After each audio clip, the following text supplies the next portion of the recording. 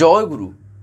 আজকের আমরা এই ভিডিওতে যে টপিকটার উপর আলোচনা করতে চলেছি সেটি হচ্ছিল এমনই একটা বিষয় যেখানে আজকে আমরা শুনব বীজমন্ত্র জপ করার যে পদ্ধতি। অর্থাৎ এটা একটা এমনই বিষয়, সবথেকে প্রথমেই আমি বলে রাখি, একটা ভিডিওতে যতটা পারা যাবে আমি বলার চেষ্টা করব, না হলে এর পরে আলোচনা তো আসতেই তো থাকবে, তার ভিতরে আরও করে আমরা শোনার চেষ্টা করব আরও বহু কথা।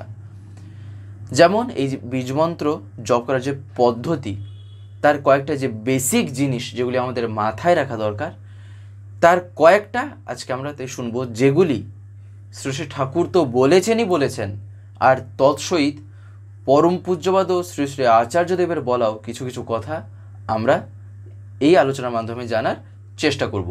তো যাই হোক, আজকের এই আলোচনাটি এবারে আমি শুরু করার আগে আপনাদের কাছে শুধু একটি কথাই অনুরোধ করছি, ভিডিওটিতে আপনারা সম্পূর্ণভাবে যুক্ত থাকার চেষ্টা করবেন। আশা করি দিলে আজকের এই যেই টপিকটি আপনারা দিলে নিঃসন্দেহেই বুঝতে পারবেন। আমরা দেখবেন বীজমন্ত্র জপ করার ক্ষেত্রে যে কথাটা বলে থাকি, বিশেষত ঠাকুর এই বিষয়ে যা বলেছেন সেগুলি সম্বন্ধে আমাদের কিছু কিছু জিনিসে কিন্তু প্রত্যেকেরই অবগত থাকা দরকার। হয়তো সব জিনিস আমরা একদিনে শিখে যাব এমন কোনো কথা নেই। এমনকি ধরেন আজকের এই যে আলোচনা আমরা শুনছি, এতে হয়তো এমন কিছু কিছু পয়েন্টস থাকবে যেগুলি হয়তো আমরা জেনেও থাকতে পারি বা নাও জেনে থাকতে পারি, কিন্তু কথা হচ্ছিল আমায় তো আলোচনাটা পুরোটাই শুনতে হবে, তাই না? তার কারণ এমনি তো ধরেন একটা জিনিস জেনেও আছি, তো যদিও রিপিটও যদি আমরা শুনি, ধরেন যাজনের মাধ্যমে তার কথা আসছে, মানে একটা দুটো কথা এদিক ওদিক, যেটা হয়তো বারে বারে আসতেই পারে, আসবে যে না এমন তো কোনো কথা নেই, কিন্তু কথা হচ্ছিল দেখবেন একটা জিনিস হয়তো আসছে, তো কিন্তু সব ক্ষেত্রে একই রকমভাবে হয়তো কথা বেরোয় না। কোন ক্ষেত্রে যে কীভাবে তার কথা মুখ থেকে বেরিয়ে যায় তা বলতে পারেন। ঠাকুর একদিন বলছেন যে পরমপিতার দয়ার কথা যে অন্তর থেকে বলার চেষ্টা করে না, মানে কৃত্রিমভাবে না বা বানিয়ে না, যে অন্তর থেকে বলার চেষ্টা করে, কোন ক্ষেত্রে যে কিভাবে পরমপিতা তার মুখ থেকে যে কথা বের করিয়ে নেন তা কেউ প্রেডিক্ট করতে পারবে না, কেউ বুঝতে পারবে না, তাই না? এই কারণে আমাদের এই সম্বন্ধে কিছু কিছু কথা জানা দরকার। যেমন বীজমন্ত্র জপের কথা যেখানে আসছে, প্রথমে এই বাক্যের একটা শব্দ নিয়ে আলোচনা করা যাক। তা কি হচ্ছিল? তা জপ। অর্থাৎ এই যে বীজমন্ত্র জপ করার পদ্ধতি, ঠাকুর তো বলছেন অজপার কথা, তাহলে আমরা কেন বলছি যে বীজমন্ত্র জপের কথা? তাই না? একটা ভাববার বিষয় আছে। ঠাকুর যে জপের কথা বলেননি এমনটা কিন্তু না, ঠাকুর বীজমন্ত্র জপের কথা বলেছেন, কিন্তু অজপার কথা কখন বলেছেন? সেই জিনিসটাকে জপ করতে করতে যখন তার পর্যায়টা একটা উচ্চ স্তরে চলে যায়, তখন ঠাকুর বলেছেন অজপার কথা। এমনকি এই যে অজপা কথার মিনিং কি? অজপা কথার মিনিং হচ্ছিল যখন আমি নিজের থেকে আর জপ আমাকে করতে হয় না। মানে কথাটা কেমন? একবার ঠাকুরের কাছে এই বিষয় নিয়ে আলোচনা করা হয়, ঠাকুর আপনি অজপার কথা বলছেন, কিন্তু কোনো জিনিস মানুষ যদি প্রথমে না করে তাহলে তার কাছে সেটা অজপা হবে কিভাবে? তখন ঠাকুর বলছেন, আমি তো এইটা তো বলিনি যে জপ করার প্রয়োজন নেই, এটা তো অতি সত্য যে জপ না করলে মানুষ কিভাবে অজপা পর্যায়ে যাবে, তাই না? তাই ঠাকুর তখন দিয়ে বলছেন যে প্রথমে এটা জপ করা লাগে। এমনকি পরম পূজ্যপাদ শ্রী শ্রী আচার্যদেব, আমি যখন তার কাছ থেকে যখন দীক্ষা নিয়েছিলাম, আচার্যদেব যখন দীক্ষা দিচ্ছিলেন, দীক্ষা দেওয়ার সময় তিনি যে কথাগুলি বলছিলেন তার ভিতর থেকে এই বীজমন্ত্র নিয়েও তিনি একটা কথা বলেছিলেন। তা হলো এই বীজমন্ত্র জপ করার সময় প্রথমে আমাদের তার নিজের থেকে করতে হয়। আচার্যদেব যখন বলছিলেন, আমি সেই মুহূর্তে, আমি যে বয়সে দীক্ষা নিয়েছিলাম সেই মুহূর্তে আমি যতটা বলতে পারেন বোঝার চেষ্টা করেছিলাম বা বলতে পারেন মাথায় রাখার চেষ্টা করেছিলাম কথাটা, আমি সেটাই আপনাদের বলার চেষ্টা করছি। তা হচ্ছে আচার্য যেটা বলেছিলেন, বীজমন্ত্র প্রথমে কিন্তু জপ করতে হয়, অর্থাৎ মনে মনে। এবারে সেই জপ করতে করতে করতে করতে একটা এমন পর্যায়ে আসবে যেখানে আর নিজের থেকে জপ করা কিন্তু লাগবে না। সেক্ষেত্রে কি হবে, তা আপনা থেকেই চলতে থাকবে। যেমন ধরেন একটা মেশিন যদি একবার ওটাকে কিক দিয়ে যদি স্টার্ট করে দেওয়া হয়, ওটা কি আর বন্ধ হয় না। ও একবার যদি ওটা ধরে নেয় তখন কি ওটা চলতে থাকে, তাই না? এই জিনিসটা হচ্ছিল ঠিক সেম ওই রকমই, কিন্তু প্রথমে কয়েকদিন তা করা লাগে। এই কারণে ঠাকুর বলেছেন জপ করার থেকে অজপা পর্যায়ে, তাই না? এটা ছিল একটা স্তরের উপর আরেকটা স্তর, তাছাড়া আর কিছু না, তাই নয় কি? আরেকটা যে কথা এবারে, তা হচ্ছে বীজমন্ত্র জপ করার সময় দেখবেন আমরা অনেকে মুখে উচ্চারণ করি, যেটা করা আচার্যদেব বলছেন কিন্তু কখনোই ঠিক না, ঠাকুরেরও বলা আছে এই কথা। তো যাই হোক, আচার্যদেব এই বিষয়ে যেটা বলছেন তা হচ্ছে আমরা যখন জপ করি, জপ করার সময় কি হয়, আমরা মুখে উচ্চারণ করি।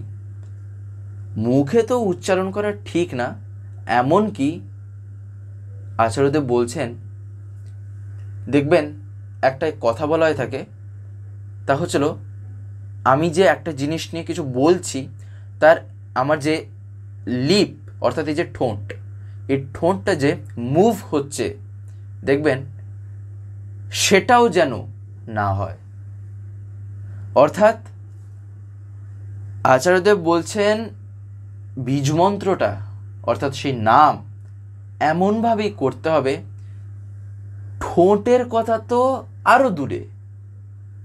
আচার্যদেব বলছেন আমার জিভ পর্যন্ত যেন না নড়ে, দাঁত, জিভ, ঠোঁট এইগুলো যেন কিচ্ছু না নড়ে। অর্থাৎ বাইরে থেকে ধরুন একটা লোক আমার সাথে কথা বলছে, যেন সে বুঝতেই পারবে না যে আমার ভিতরে যে নাম চলছে, নামটাকে সেই রকমভাবে করার অভ্যাস করতে হবে। এইটা হচ্ছিল এমনই একটা জায়গা যেখানে কি না নাম করার অভ্যাসটা আরও কিন্তু বলতে পারেন, আমরা একটা কথা বলি না মজবুত, সেই জিনিস কিন্তু এখানে হয়, আরও এটা মজবুত হতে থাকে, আরও সুদৃঢ় হয়, তাই না? তাই বীজমন্ত্র আমরা যখন জপ করি দেখবেন অনেকে আমরা এই ভুলগুলি করে থাকি, তাই না? ধরেন সন্ধ্যাবেলা প্রার্থনা করতে বসেছি, প্রার্থনা পরে নাম ধ্যান হচ্ছে, আমি চোখ বন্ধ করে স্ট্রেট হয়ে বসে শুরু করে দিলাম মুখে মুখে বলা। মুখে মুখে এবারে হয়তো উচ্চারণ করে বলছি না, হয়তো আমার ঠোঁটটা নড়ছে, এরকম হয়। তাহলে যদি করে থাকি আমরা কেউ, তাহলে যেন চেষ্টা করি এই যেমন আজকে শুনলাম আর যেন এটা না করি, তাই না? তার কারণ এই কথাটা কিন্তু আমার বানিয়ে বানিয়ে বলা কিন্তু কথা না, এই কথাটা কিন্তু তার কথাটা আচার্যদেব বলেছেন, এই কারণে আমি এটা আপনাদের বলার চেষ্টা করছি। আরও যে কথাটা আচার্যদেব বলেছিলেন আমি সেই কথাগুলোই তার ভিতর থেকে যতটা পারা যায় আর কি বলার চেষ্টা করছি এই একটা আলোচনার মাধ্যমে। তখন আচার্যদেব আরও একটা যে বিষয় নিয়ে বলছেন তা হচ্ছে দেখবেন আমরা যখন বীজমন্ত্র জপ করে থাকি অনেক ক্ষেত্রে একটা কথা বলা হয় না, মনের ইচ্ছা, সেটাও থাকে। এবারে ইচ্ছা যেমনই হোক না কেন, বেশিরভাগ ক্ষেত্রে যেটা দেখা যায় স্বার্থ, কোনো প্রকার স্বার্থ বা শর্ত রেখে দেখবেন আমরা নাম করে থাকি, সেগুলি করা কখনোই কিন্তু ঠিক না। হ্যাঁ, যদি দেখা যাবে একটা সত্তার ক্ষেত্রে যদি পরমপিতা বা বলতে পারেন তিনি যদি নির্দেশ করেন তাহলে তার ক্ষেত্রে হয়তো একদম সম্পূর্ণ সেগুলো রেয়ার বা এক্সেপশনাল জিনিস হয়, কিন্তু যেই জিনিসটা জেনারেলি মেনটেন করা প্রয়োজন যেটা সবার ক্ষেত্রেই, বেশিরভাগ ক্ষেত্রে যেটা আমরা করে থাকি, সেটাই আচার্য বলছেন, যেটা করার পদ্ধতি। তা হচ্ছে হলো সেই মুহূর্তে কোনো প্রকার যেন নিজের মধ্যে আমি স্বার্থ বা শর্ত যেন না রাখি। তার কারণ কি? তার কারণ এই নাম বা এই বীজমন্ত্র হচ্ছিল একটা এমনই জিনিস, এর ভিতরে এত শক্তি থাকে, এর ক্ষমতা এতটাই যে, দেখবেন একটা কথা বলা হয় না, নামের মহিমা এতটাই যে তা বলে বলে শেষ করা যায় না, এমনকি তার মহিমার কথা বলেও শেষ করা যায় না, এত, অর্থাৎ সেই নামের ক্ষমতা এত, তাই না? দেখবেন একটা কথা বলা হয়, তা হচ্ছিল হরি ভি অনন্ত, হরি কথা ভি অনন্ত। অর্থাৎ হরি যেমন অনন্ত, তার কথাও তেমনি অনন্ত, তাই না? এবারে হরির কথা অর্থাৎ তার কথা, পরমপিতার কথা যখন আসছে, তাহলে বীজমন্ত্রের কথা তো এমনিই আসবে। কেন আসবে? তার কারণ হচ্ছে হলো নামই কিন্তু নামের ভিতরেই বাস্তবে কিন্তু থাকেন। যে কথাটা ঠাকুর দেখবেন একবার বলছিলেন, তা হচ্ছিল নাম আর নামই অভেদ। নামের মাধ্যম দিয়ে কিন্তু নামীকে এক প্রকারভাবে, এবার তা যেমনভাবে হোক না কেন, সূক্ষ্মভাবে হলেও একটা কিন্তু অনুভব করার একটা জায়গা তৈরি হয়। সেক্ষেত্রে তাকে এক প্রকারভাবে অনুভব করা যায়। সেই স্তরে আমি যতটা উঠতে পেরেছি, ততটা কিন্তু আমি তাকে অনুভব করতে পারি, তাই না? আমরা এই যে আলোচনাগুলো শুনছি বা দেখছি, একটা জিনিস লক্ষ্য রাখা দরকার, আমরা কি প্রত্যেকদিন এই ভিডিওগুলো পাই এই স্বস্তিতীর্থ থেকে বা চ্যানেল থেকে?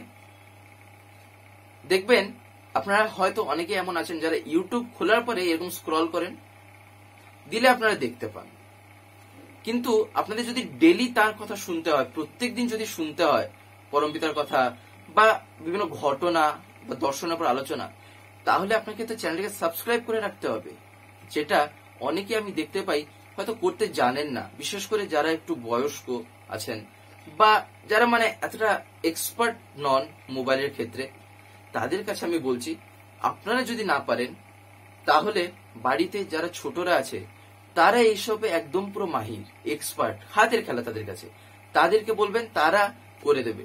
বলবেন সাবস্ক্রাইব করে পাশের যে একটা বেল আইকন আসবে, ওটা প্রেস করে অল করে রাখতে। দিলে কি হবে, আমি যে ভিডিওগুলো আপলোড করব, আপলোড করা মাত্রই আপনাদের মোবাইলে নোটিফিকেশন চলে যাবে।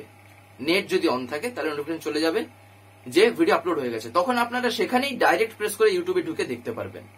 তখন আপনাদের ইউটিউব খুলে আর খুঁজতে হবে না, তাই না? তাই আপনারা যাতে প্রতিদিন শুনতে পান, তাই আপনারা এটা অতি অবশ্যই করে রাখবেন।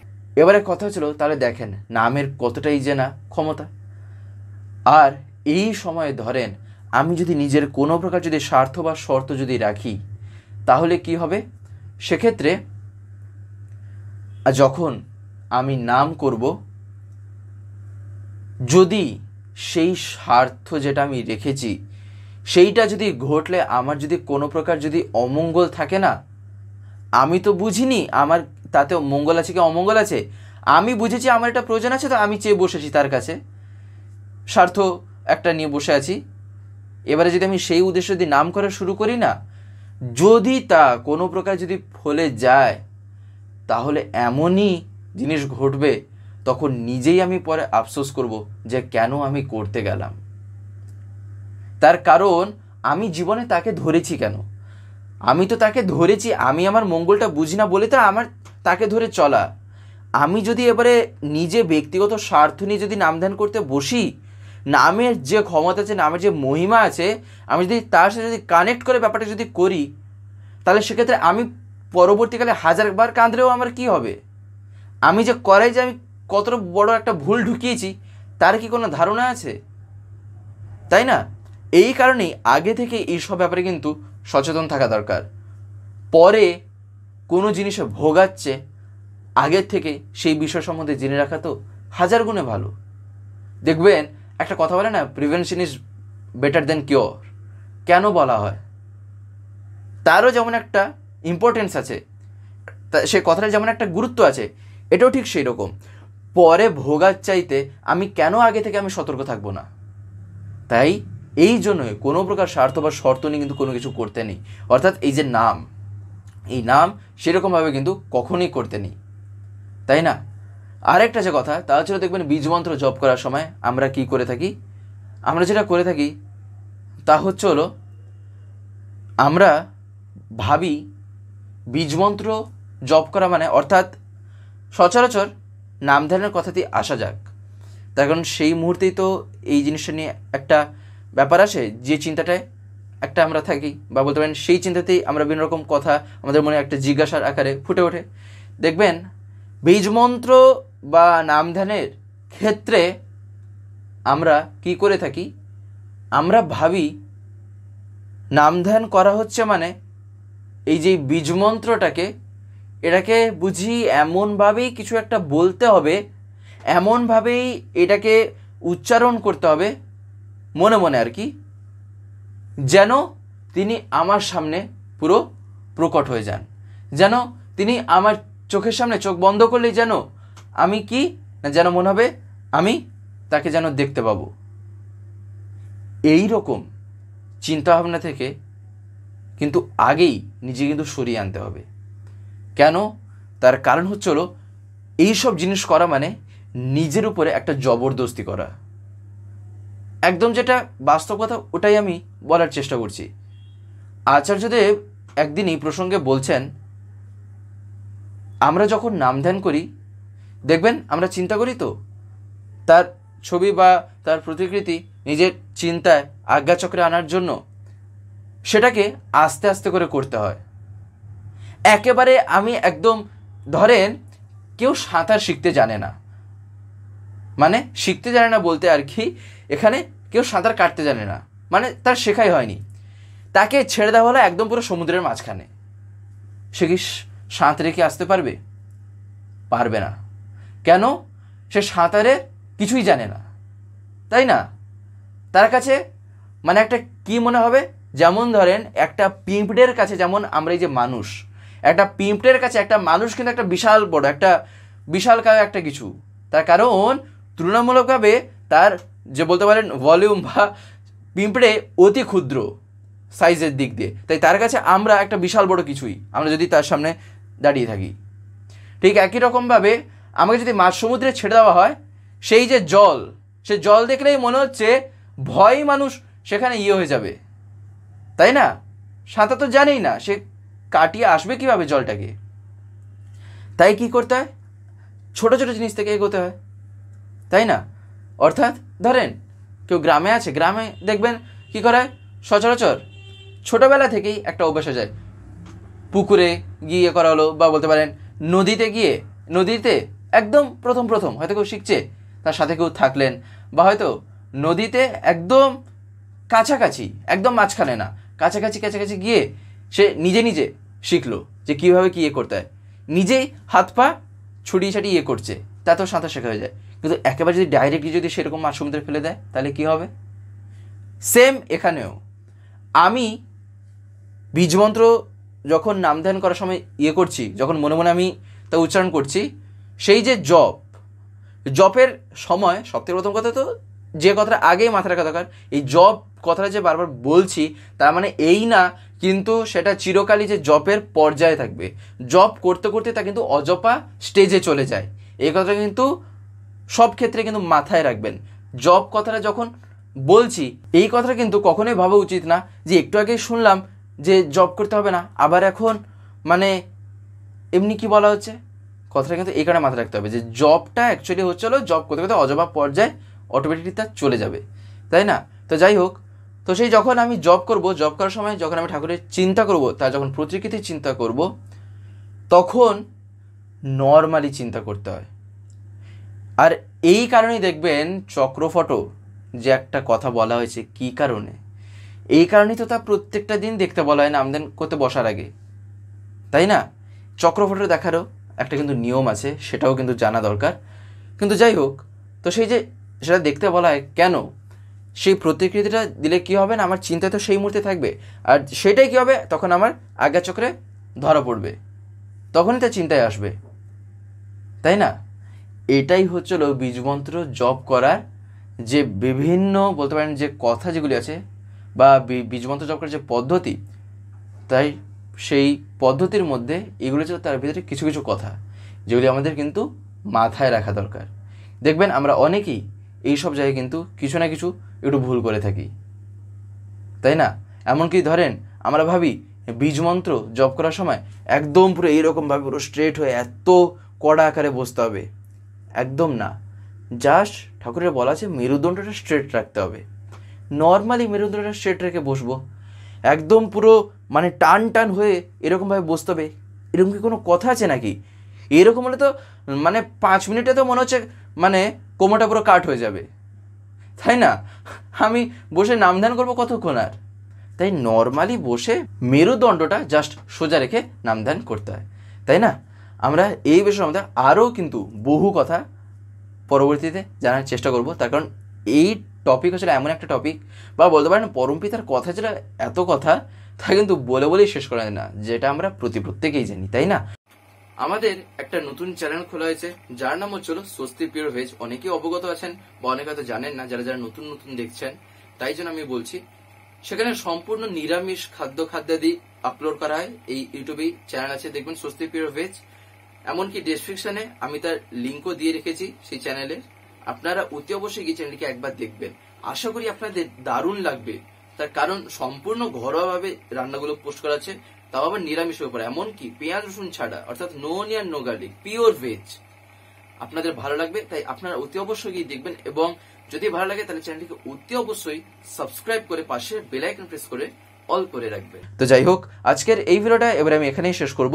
শেষ করার আগে আপনাদের কাছে একটি কথাই বলবো, যদি আজকের এই ভিডিওটি আপনাদের ভালো লাগে থাকে তাহলে একটি লাইক করে দেবেন, সবার ভিতরে শেয়ার করে দেবেন, কেমন লাগলো নিচে একটি কমেন্টে লিখে জানাবেন। আর যদি চ্যানেলটিকে এখনো সাবস্ক্রাইব করে না থাকেন তাহলে অতি অবশ্যই চ্যানেলটিকে সাবস্ক্রাইব করে পাশে বেল আইকন প্রেস করে অল করে রাখতে একেবারেই ভুলবেন না, আরও এরকম বিভিন্ন নতুন এবং ইন্টারেস্টিং ভিডিও সবার আগে পাওয়ার জন্য।